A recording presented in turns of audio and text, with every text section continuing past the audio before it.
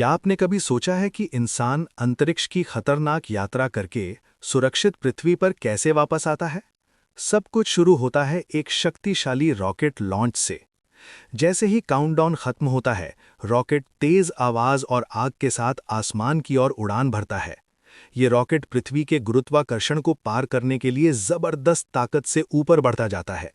लेकिन रॉकेट एक ही टुकड़े में नहीं होता, ये कई हिस्सों में बना होता है जिन्हें स्टेज कहा जाता है।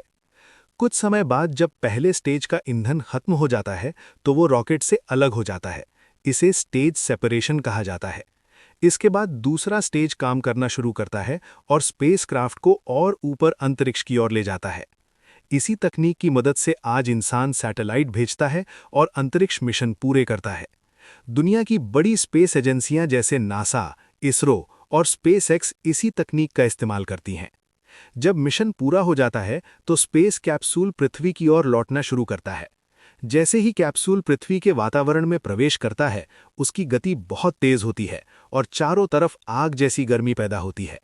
लेकिन घबराने की जरूरत नहीं होती, क्योंकि कैप्सूल को खास तरीके से बनाया जाता है ताकि वो सुरक्षित रहे।